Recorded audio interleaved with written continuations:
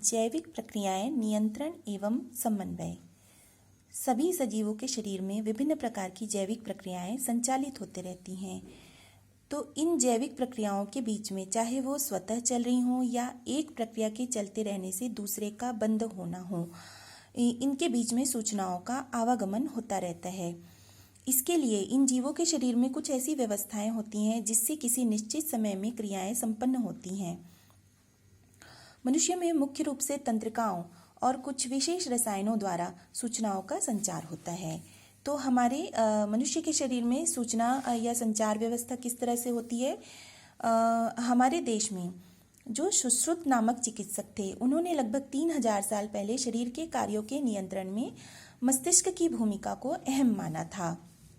उसके लगभग 500 साल बाद ग्रीस के चिकित्सकों ने संवेदनाओं के आवागमन में मस्तिष्क के साथ साथ मेरुरज्जु और तंत्रिकाओं की भूमिका को भी अत्यंत महत्वपूर्ण माना।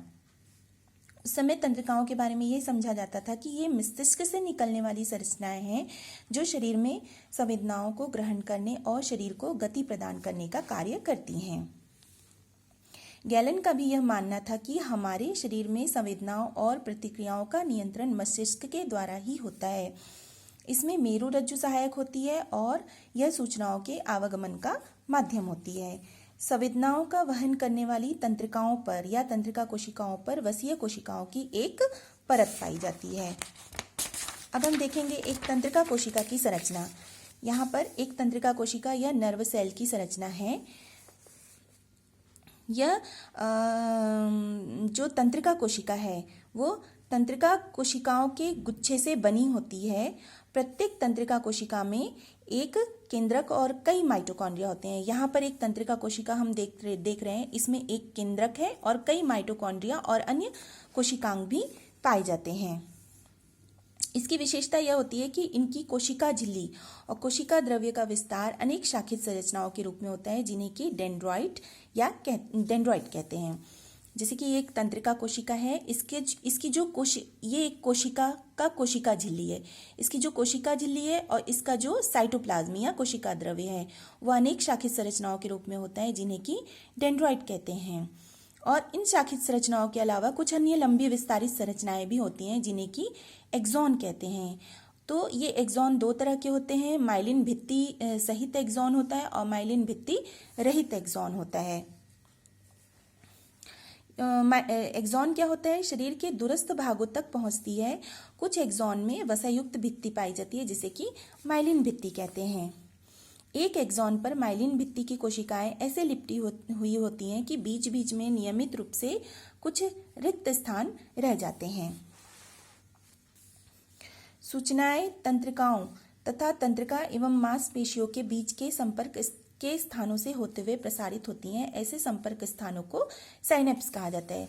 साइनेप्स देख सकते हैं हम यहाँ पर, ये एक पेशीओत्तक है और ये एक तंत्रिका कोशिका है। इसका जो एक्सॉन है, एक्सॉन का जो सिरा है, तो पेशीओत्तक और एक्सॉन के सिरे के बीच में जो संपर्क स्थान बनता है इसे साइनेप्स कहते हैं। यहीं से सूचनाओं का आदान प्रदान होता है। सूचनाओं का आवागमन रासायनिक और विद्युतीय संकेतों के रूप में होता है। तंत्रिकाओं एवं साइनेप्स से सूचना का प्रसार एक अत्यंत जटिल प्रक्रिया होती है। इन सूचनाओं के संवहन के लिए कुछ संवेदी अंग और तंत्रिकाएं होती हैं। हमारे शरीर में हम अपने शरीर में कई प्रकार की बाह्य और आंतरिक संवेदनाओं को महसूस कर पाते हैं, जैसे कि ताप, ध्वनि, स्वाद, प्रकाश आदि। तो इन संवेदनाओं को ग्रहण करने के लिए अंग होते हैं, जिन्हें कि संवेदी अंग कहते हैं। हमारे संवेदी अंग जैसे त्वचा, कान, नाक, आंख, जीभ आदि के अलावा भी शरीर के अंदर की मांसपेशियों में संवेदनाएं ग्रहण करने की क्षमता होती है। हमारी त्वचा में ही ठंडा, गर्म, स्पर्श, दबाव जैसी तरह तरह की संवेदनाओं को अनुभव करने की क्षमता होती है। हमारे सभी संवेदी अंगों में विशेष प्रकार की संवेदी कोशिकाएं होती हैं। ये संवेदी कोशिकाएं या तो तंत्रिका कोशिकाएं हैं या तंत्रिका कोशिकाओं के एक्सॉन के अंतिम छोर हैं। यहाँ पर हमने देखा एक्सॉन, तो ये संवेदनाएं ग्रहण करने वाली तंत्रिका कोशिकाएं होती है या इनका एक्सॉन का अंतिम छोर होता है जो संवेदनाओं को ग्रहण करता है।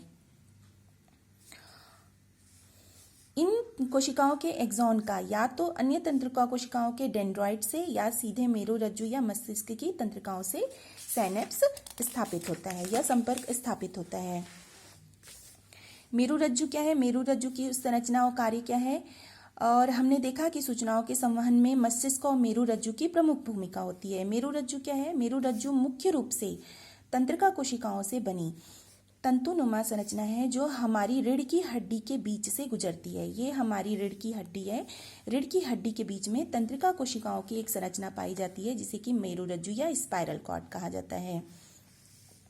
इन कोशिकाओं के वसीय आवरण युक्त माइलिन भित्ति युक्त एक्सॉन रीढ़ की हड्डी के बीच के स्थानों से बाहर निकलकर शरीर के अलग अलग भागों में फैले होते हैं।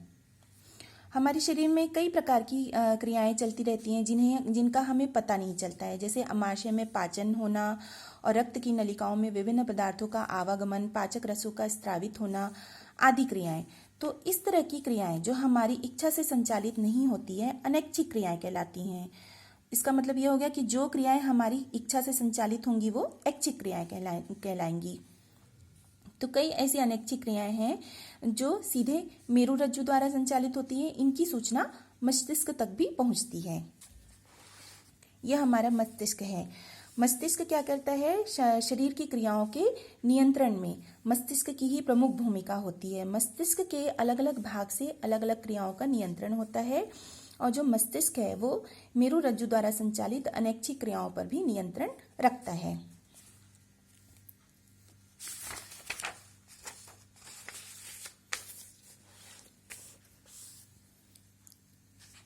सूचनाओं का आवागमन, उद्दीपन एवं प्रतिक्रिया। विभिन्न बाह्य एवं आंतरिक स्रोतों से कई प्रकार की सूचनाएं हमारे शरीर को अलग अलग तरीके से प्रभावित करती रहती हैं। इस प्रकार की सूचनाओं को हम उद्दीपन कहते हैं। यदि हम इनके प्रति प्रतिक्रियाएं व्यक्त नहीं कर पाते हैं तो यह हमारे लिए कई तरह से नुकसानदेह हो जाता है। जैसे कि जब किसी गर्म बर्तन पर हाथ लग जाए तो हाथ तुरंत हट जाता है। यहाँ पर उद्दीपन होता है। उद्दीपन कैसे होता है? गर्मी का उद्दीपन बर्तन से हाथों के संवेदी कोशिकाओं को मिलता है। यहाँ से संवेदी तंत्रिकाओं द्वारा यह सीधे मेरुरज्जु तक पहुंचता है। वहीं से प्रतिक्रिया प्रेरक तंत्रिकाओं द्वारा हाथ के पेशीय उत्तक के संकुचन और फैलाव को इस प्रकार प्रभावित करती है कि हाथ हट जाता है। इस संपूर्ण प्रक्रिया अर्थात उद्दीपन से प्रतिक्रिया तक को प्रतिवर्ती क्रिया रिफ्लेक्स एक्शन कहा जाता है।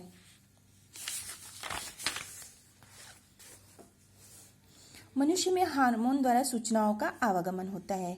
तो तंत्रिकाओं के अलावा हमारे शरीर में क्रियाओं के नियंत्रण में कुछ ऐसे रसायन भी महत्वपूर्ण भूमिका निभाते हैं जो हमारे रक्त के द्वारा शरीर के विभिन्न भागों तक पहुंचते हैं। ये रसायन मुख्य रूप से प्रोटीनीय पदार्थ हैं। इन्हें हार्मोन कहा जाता है।